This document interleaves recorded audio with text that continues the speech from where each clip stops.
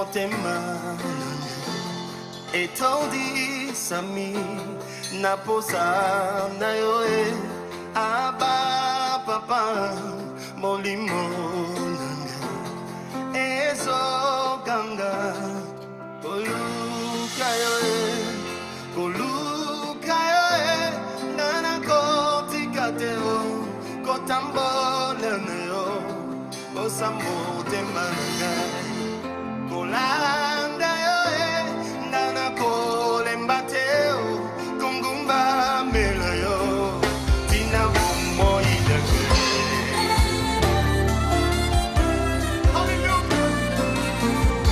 Bien-aimés, je loue le Seigneur encore une fois, je suis là et Dieu a permis que nous puissions être là. Vous savez, dormir, réveiller, c'est un miracle. Parce que nous ne savons pas ce qui peut arriver demain. Nous sommes là, nous disons merci au Seigneur. Pour qu'ensemble, nous puissions continuer ce sujet important que nous avons intitulé « Quel cœur au service de Dieu ?» Quel cœur au service de Dieu. Nous avons lu le mardi passé le passage de Ésaïe chapitre 29 verset 13. Voyez comment Dieu se plaint. Il dit, ce peuple m'honore que des lèvres. Leur cœur est loin de moi. Même la crainte qu'ils ont de mon nom est basée que sur des préceptes des hommes.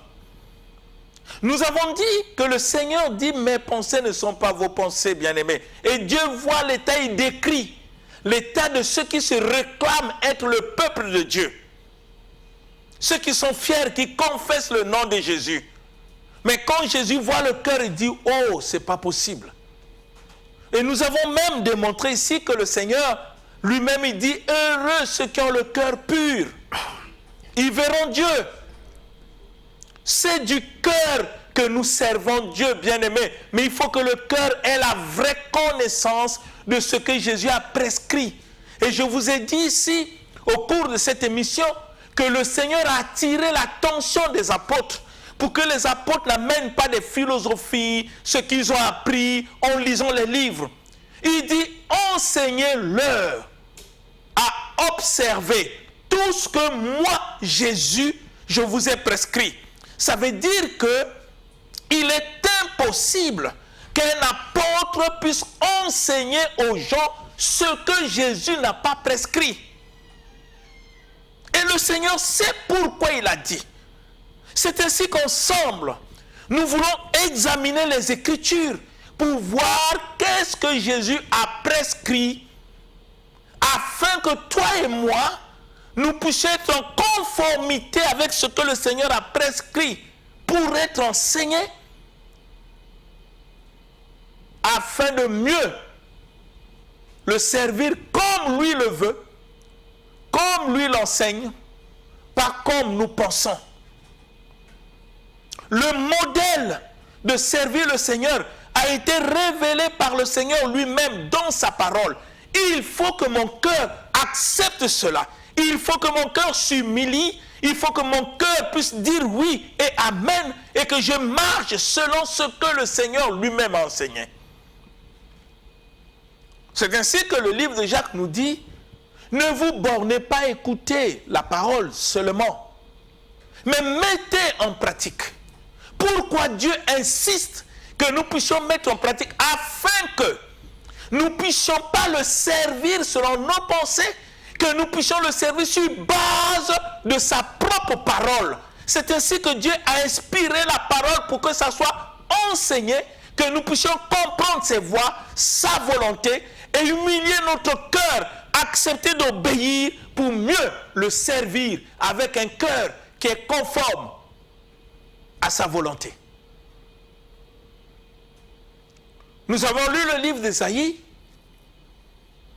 et Dieu a insisté pour que la crainte de son nom soit réellement une crainte qui vient du fond du cœur, pour que nous ne puissions pas nous ressembler aux pharisiens auxquels Jésus a vu que devant les gens, ils étaient en train d'apparaître.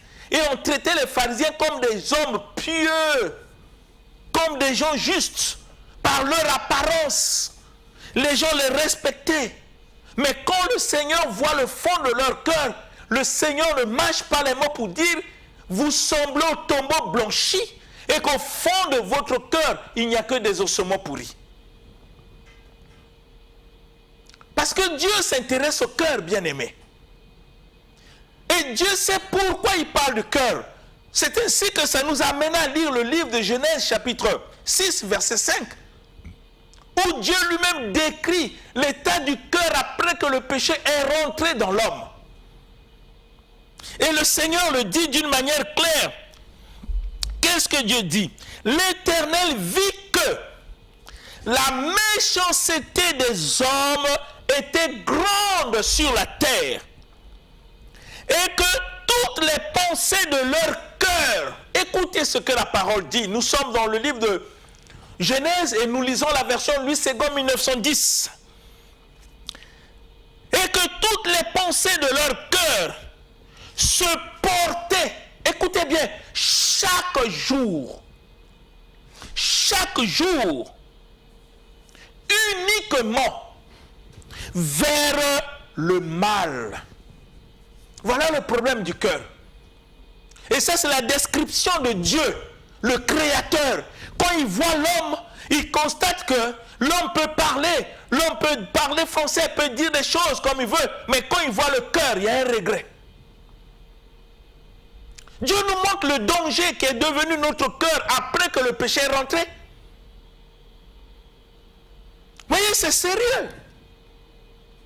Je ne sais pas si tu réalises comment Dieu parle. Souvent, on nous prêche. On n'y pas. Tu auras des visas, tu dis Amen. Tu seras béni, tu dis Amen. Cette année, c'est ton année. Amen.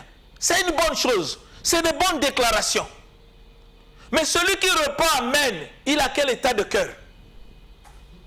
Et celui qui dit les déclarations, il a quel état de cœur, bien-aimé?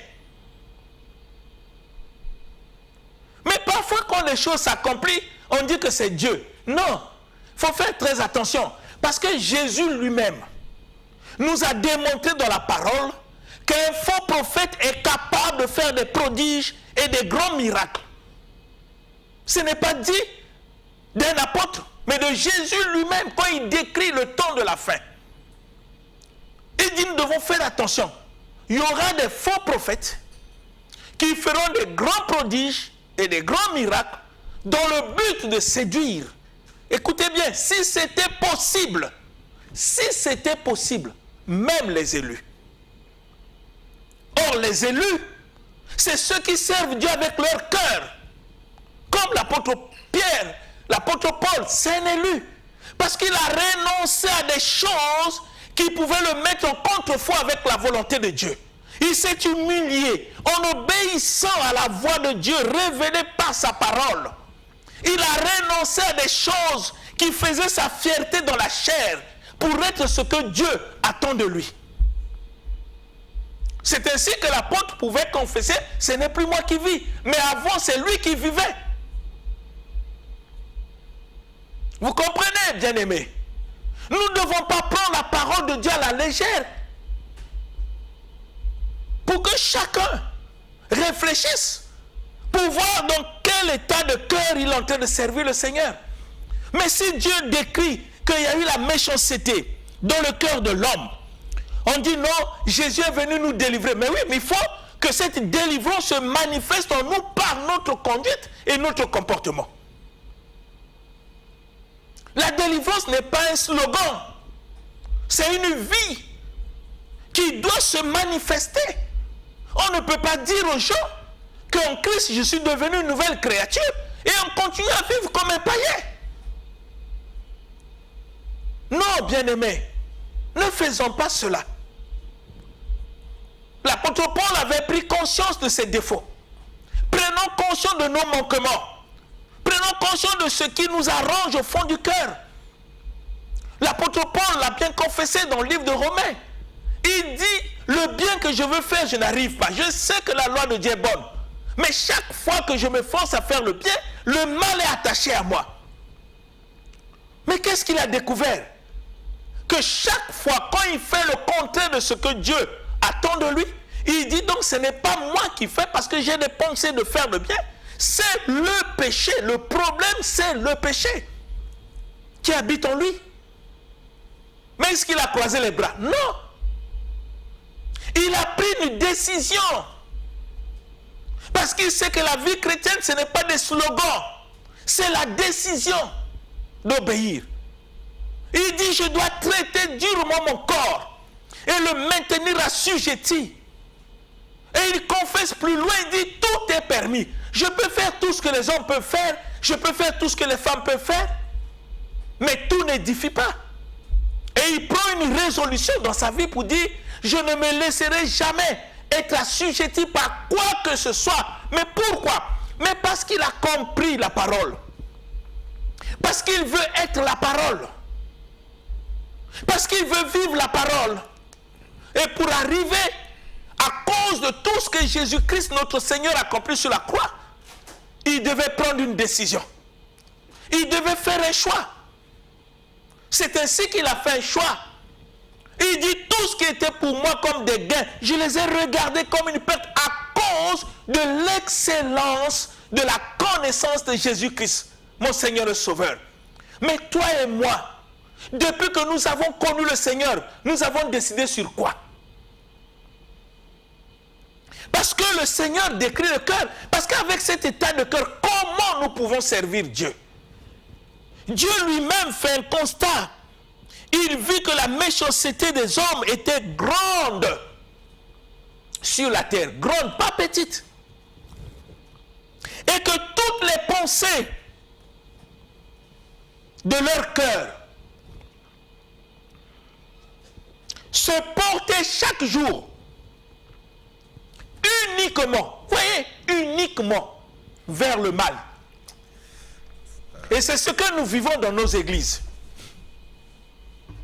Là où on devait donner la vie, là où on devait donner la paix, vous constatez quoi? Qu'est-ce qui se passe dans nos églises? Quel est le comportement des hommes, des femmes qui se réclament être du Seigneur dans nos églises? Qu'est-ce qui se passe? Dieu n'a pas raison de dire que nos pensées chaque jour tombent uniquement vers le mal. Et nous vivons cela dans nos églises, bien-aimés. Pourquoi? Mais parce que notre cœur n'est pas encore disposé et disponible pour servir le Seigneur.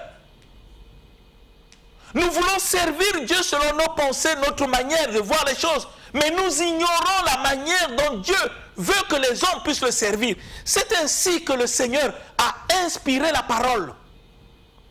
Pour qu'on puisse le lire et comprendre. C'est en comprenant. Et si j'accepte cela, alors je peux le servir selon sa volonté.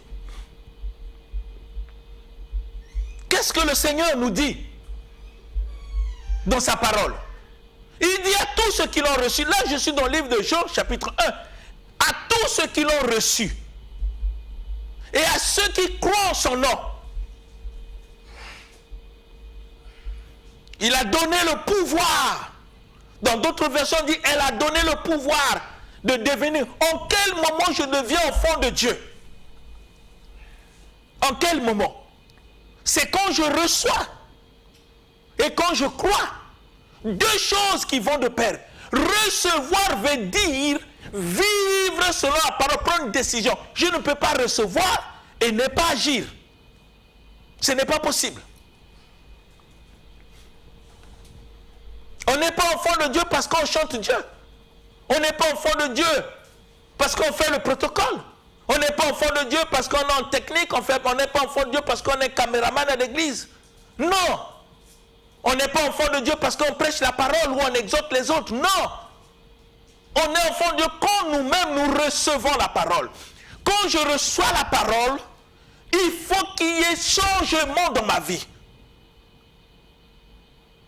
Pour prouver que j'ai reçu la parole. Afin de mieux servir le Seigneur tel qu'il attend de nous.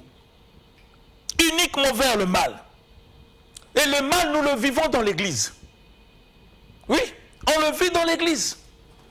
On fait des choses à moitié. On n'arrive pas à accomplir la parole de Dieu. Parce que l'accomplissement de la parole de Dieu, c'est le servir. Le Seigneur ne veut même pas que nous puissions faire des choses à moitié quand nous le servons. Il dit, quand tu veux construire, il faut d'abord réfléchir si tu as toutes les capacités qu'il faut. Et dès que tu commences, que tu puisses terminer. Que tu ne puisses pas être un objet de moquerie en commençant et on s'arrête en chemin. C'est un conseil que Dieu nous donne pour que nous puissions avoir ce sens de responsabilité quand nous engageons. Quand tu t'engages pour servir Dieu, est-ce que toi-même, tu comprends ton engagement? Tu sais ce qui t'attend? Comment ton cœur s'est préparé pour cet engagement de servir le Seigneur? Es-tu prêt à t'humilier, à obéir, à renoncer à ta vie charnelle pour vivre selon Dieu? C'est ce que Dieu nous recommande pour le servir. Qu'est-ce qu'il nous dit dans le livre de Galates? Mais le Seigneur dit d'une manière claire, puisque vous avez accepté de me suivre, marchez selon l'esprit, et vous n'accomplirez plus les œuvres de la chair. Vous n'accomplirez plus. Ça dit qu'avant on accomplissait. Si nous demandons à Dieu pourquoi on ne doit plus accomplir les œuvres de la chair, le Seigneur répond dans le livre de Galates chapitre 5. Il dit, les œuvres de la chair sont contraires à ceux de l'esprit. Et l'esprit, on a de contraire à ceux de la chair. Vous regardez comment Dieu termine la phrase, afin que vous ne fassiez point ce que vous voudriez. Avant, on faisait ce qu'on voulait. Mais quand on vient en Dieu, on ne peut plus faire ce qu'on veut. Pour mieux le servir, avec un état de cœur qui est conforme à sa volonté. Un état de cœur avec intégrité. Quand l'apôtre Paul a constaté qu'il y avait des manquements, qu'il n'avait pas atteint encore la perfection, mais il faisait des efforts, il dit, je cours vers le but, c'est une responsabilité. Il est conscient. Il ne prend pas plaisir au mal. Il dit, il faut que je sorte de ce mal-là. Qu'est-ce qu'il faut faire? Je dois courir afin de saisir en oubliant ce qui est en arrière. Il faut être sérieux avec Dieu pour parler comme Paul. La méchanceté du cœur continue. Parfois, ceux qui pensent qu'ils ont le Saint-Esprit, c'est eux qui causent des divisions. C'est eux qui haïssent les autres. C'est eux qui calomnient. Et un temps, ils viennent à l'église pour prophétiser. Mais écoutez, vous vous amusez avec qui? Si mon état de cœur est comme ça, bien-aimés, soyons sérieux. Tu sais ton cœur. Tu sais des gens que toi tu portes ou pas. Tu sais des gens que toi tu n'aimes pas, même dans l'église. Tu sais comment tu vis. Tu sais ce que tu fais en cachette. Prends conscience. C'est tout ce que Dieu te demande. Même si les hommes ne te voient pas, mais Dieu, il a dit que notre Père qui est dans les cieux, que ton nom soit sanctifié. Comment je peux sanctifier le nom de Dieu dans ma vie si je continue à marcher selon la chair? Et pourtant, c'est ce que Dieu attend de moi pour que je puisse le servir selon sa volonté. Parce que n'oublions pas que notre sujet, c'est quel cœur au service de Dieu. Nous voulons d'abord décrire ce que Dieu lui-même voit dans les cœurs des hommes. Ils m'honorent des lèvres et la crainte qu'ils ont de moi ne sont basées que sur des préceptes des hommes. Et Dieu a vu que le cœur de l'homme était tellement très méchant. Et ses pensées partaient uniquement toujours vers le mal. Dans cet état, bien-aimés, nous ne pouvons pas servir Dieu. Nous ne devons pas nous tromper nous-mêmes. La parole dit dans le livre de Galates, on ne se moque pas de Dieu. On ne se moque pas de Dieu. Ce qu'un homme aura sémé, c'est ce qu'il va récolter. Si tu sèmes pour ta chair, n'attends pas de récolter ce qui est spirituel. C'est dit dans la parole. Vous pensez que Dieu peut faire des compromis avec nous? En payant sa vie sur la croix, il viendra faire des compromis. Réfléchissons. Le cœur.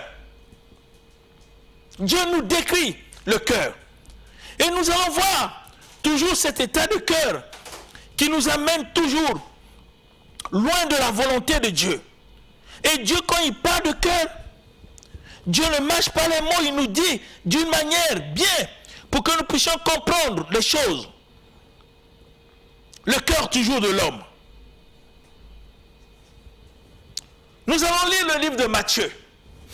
Lisons le livre de Matthieu chapitre 15. Matthieu chapitre 15. Bien-aimés, vous allez comprendre avec moi que Dieu s'intéresse au cœur. Le cœur de l'homme. Et Dieu reprend des choses.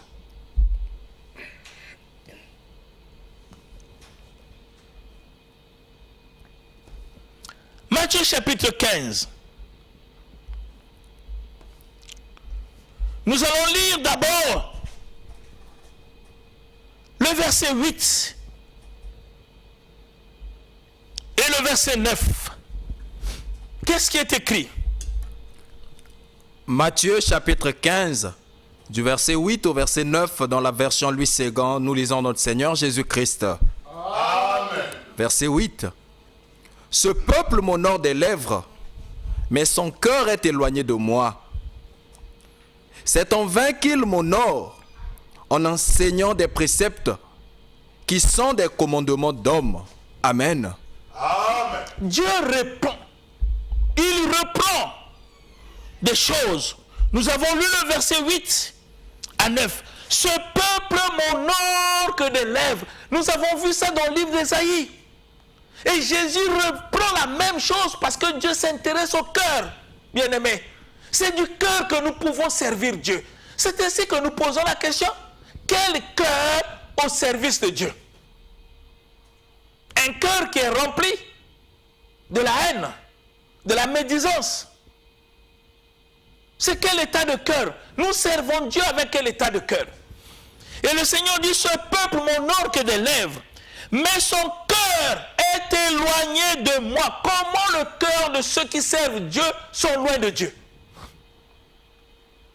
Je peux parler en langue, mais ça ne fait pas de moi celui que Dieu aime. Non. La bouche peut parler. Nous n'honorons que des lèvres. Mais l'état du cœur, parce que l'obéissance vient du cœur. Marcher dans la crainte de Dieu vient du cœur. Et la Bible dit, c'est en vain qu'il m'honore. Ça c'est le verset 9. En vain. C'est inutile. Ce qu'ils font là, c'est inutile. Vient de Dieu. C'est en vain qu'il m'honore. Est-ce que c'est ce que nous faisons dans nos églises? Est-ce que c'est ce que tu fais? Ça, c'est le Seigneur Jésus lui-même qui parle. Et les enseignements qu'il donne sont fondés que sur des préceptes et des commandements des hommes. On fabrique des philosophies. On fabrique des enseignements, des prédications simplement pour faire plaisir à la foule. L'apôtre Paul a compris que quand le cœur est attaché à Dieu, on ne fait plus plaisir aux hommes. Il dit, si je plaisais aux hommes, je ne serais pas serviteur de Dieu. Il faut qu'on arrive à dire aux gens la vérité pour leur présenter la parole et laisser chacun décider. Quand le Seigneur dit repentez-vous, il ne vous force pas à se repentir. Il vous présente le chemin. C'est à vous de voir. Si votre cœur n'est pas disponible à se repentir, vous ne pouvez pas. Les pharisiens n'ont pas accepté la repentance. Dieu ne force personne. Mais il veut que nous puissions faire des choses en toute responsabilité. En toute responsabilité. Et Dieu ne s'arrête pas là seulement. Il ne s'arrête pas là. Nous allons lire le verset 18. Le verset 19 et le verset 20 du même chapitre de Matthieu 15. Lisons le verset 18, 19 et 20. Que dit Jésus sur le cœur? Nous voulons d'abord comprendre l'état de cœur pour que nous réalisions pourquoi Dieu s'intéresse au cœur qui peut nous empêcher, le cœur peut nous empêcher à servir Dieu comme Dieu le veut. S'il y a encore des choses dans notre cœur, Regardez le verset 18 à 20. Matthieu chapitre 15 du verset 18 au verset 20, nous lisons notre Seigneur Jésus-Christ. Amen. Mais ce qui sort de la bouche vient du cœur, et c'est ce qui souille l'homme. Car c'est du cœur que viennent les mauvaises pensées, les meurtres, les adultères, les impudicités, les vols, les faux témoignages, les calomnies. Voilà les choses qui souillent l'homme. Mais manger sans s'être lavé les mains, cela ne souille point l'homme. Amen. Amen. Bien-aimés, c'est notre Seigneur Jésus-Christ qui décrit l'état de cœur de l'homme. Nous l'avons vu dans le livre d'Ésaïe. Ils m'honorent que des lèvres, leur cœur est éloigné de moi. Et la crainte qu'ils ont de mon nom est basée que sur les préceptes des hommes. Nous avons lu le livre de Genèse. Dieu montre comment la méchanceté a grandi dans le cœur de l'homme. Comment la pensée du cœur de l'homme partait uniquement vers le mal. Est-ce qu'on peut réfléchir à cela? Pourquoi Dieu s'intéresse au cœur? Pourquoi? Il vient encore de nous montrer ici. Dans le livre de Matthieu, Jésus reprend le livre d'Ésaïe. Ce peuple m'honore que des lèvres. Il reprend ce qui a été écrit dans l'Ancien Testament. Si ce n'était pas important notre cœur, c'est ainsi qu'il dit, nous servons Dieu. Oui. Quel est le cœur auquel nous le servons? Et le Seigneur nous décrit ce qui est au fond du cœur. Il dit, mais ce qui sort de la bouche vient du cœur. Et c'est ce qui suit l'homme. Ce qui sort de la bouche. Qu'est-ce qui sort de ta bouche? Pour mesurer l'état de ton cœur. Dans nos églises, qu'est-ce qui sort de notre bouche? Les calomnies. On critique le pasteur. On critique les anciens. On critique tout le monde, mais sauf soi-même. C'est vraiment bizarre.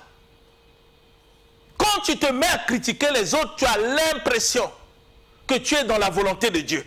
Or, tu ne sais pas le fait que tu critiques déjà, mais tu es déjà souillé. On critique tout le monde. Mais pourquoi? Mais parce qu'on ne connaît pas les voies de Dieu. Parce que si on connaissait les voies de Dieu et ses pensées, notre bouche ne devait pas critiquer. Parce que Dieu nous enseignait ce que nous devons faire. Même quand l'autre est dans le mal, Dieu nous montre ses voies à lui, comment nous pouvons faire pour que l'autre puisse sortir du mal. Dieu ne nous a jamais enseigné de critiquer, de calomnier, de parler mal les uns les autres. Il n'a jamais enseigné ça. Comment les gens qui vont à l'église continuent à se critiquer, à se calomnier, à se haïr entre eux. Mais finalement, est-ce que nous écoutons la parole? Est-ce que nous partons pour servir Dieu? Si oui, mais pourquoi nous continuons à nous calomnier? Pourquoi nous continuons à faire le mal? Pourquoi on continue? Si mon cœur n'est pas disposé à obéir à la parole de Dieu, qu'est-ce que je vais chercher à l'église? Parce que c'est du cœur que je dois servir le Seigneur. Non avec mes pensées, mais les pensées qui viennent de Dieu, de sa parole. Si je n'arrive pas à mettre en pratique la parole de Dieu dans ma vie, je continue à faire des choses comme les païens. Mais écoutez, il faut que je me pose la question. Ma présence à l'église sert à quoi? Pourquoi je dois écouter les enseignements? C'est pour faire quoi avec ces enseignements? Quand même un élève va à l'école, il écoute les enseignements pour préparer les examens afin de passer en classe supérieure. Mais moi j'écoute les enseignements pour faire quoi? Si je n'arrive pas à mettre en pratique, comme le Seigneur a dit, ne vous bornez pas à écouter. Jésus ne veut pas seulement que nous écoutons ces enseignements, que nous puissions les mettre en pratique. Si je suis incapable de mettre en pratique ces enseignements, ma présence sert à quoi? Et le Seigneur va plus loin. Au verset 19 dit, car c'est du cœur que viennent des mauvaises pensées. Voilà ton ennemi. Un jour, je vais vous enseigner sur le combat spirituel. Vous allez comprendre que ce n'est pas parfois ce que nous pensons. En liant le diable, tout ça. Quand tu continues à lier le diable, tu n'arrives pas à lier les mauvaises pensées qui sont dans ton cœur, comment tu peux vaincre le diable? La charité bien ordonnée commence par soi-même. Jésus n'a pas dit de commencer l'évangélisation ailleurs, commence d'abord à Jérusalem. Si tes pensées qui sont mauvaises dans ton cœur, tu n'arrives pas à l'évacuer, tu vas lier le diable comment? Si tu n'arrives pas à dominer tes propres pensées, qui te met en contreforts avec la parole, t'empêche à servir Dieu comme Dieu attend, le diable, tu vas le lier comment? Mais parce que le Seigneur nous dit, c'est du cœur que viennent des mauvaises pensées. Les maîtres, aujourd'hui nous voyons dans les milieux chrétiens des empoisonnements.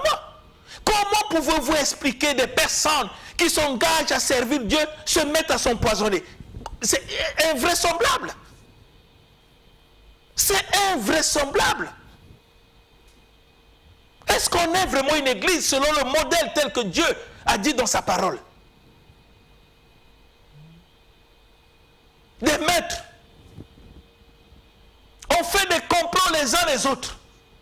On veut nuire à la vie des autres. On veut faire disparaître les autres. Il y a même des chrétiens qui vont féticher pour nuire à la vie. Mais écoutez, bien-aimés, réfléchissons. Je parle avec un cœur serré. Dieu a besoin des ouvriers. Des personnes qui s'engagent à le servir. Il n'a pas besoin des gens qui ont cet état de cœur. Avec cet état de cœur, même si tu caches, même si tu ne veux pas te manifester, n'oublie pas que le Dieu que tu sers, c'est lui qui sonde les cœurs. Et il le dit dans sa parole. Il dit les adultères. Voyez, les adultères dans toutes ses formes. On se marie aujourd'hui. Après demain, non, ce n'est plus cette femme-là. Elle est démoniaque. Mais avant, quand tu l'avais pris, elle n'était pas démoniaque. Tu es chrétien. Si tu penses que cette femme est démoniaque, pleine de démons, mais chasse les démons. Si tu la refuses, c'est non-assistance en personne en danger. Bien-aimé, on ne s'amuse pas avec les sentiments des gens. Vous comprenez, des adultères. Dans les adultères, vous trouvez tout, la fornication, tout ce que nous pouvons faire. Qui n'honore pas le Seigneur. C'est une question de responsabilité. Ça vient du cœur. Avec cet état de cœur, comment je peux le servir? Comment? Le Seigneur va plus loin. Il dit les impudicités, tout ce qui est immoraux, qui bravent même les mœurs. Et c'est nous qui les pratiquons, nous qui se disons chrétiens. Comment on peut servir Dieu avec cet état de cœur? L'impudicité est le contraire de la pudeur. Nous manquons même de pudeur. Dans notre manière de s'habiller, dans notre manière de parler, il n'y a pas la pudeur, on devient des impudiques. Et on est des chrétiens. Dans nos églises, nous avons des querelles. On lâche des mots qu'on ne peut même pas trouver dans la bouche des païens.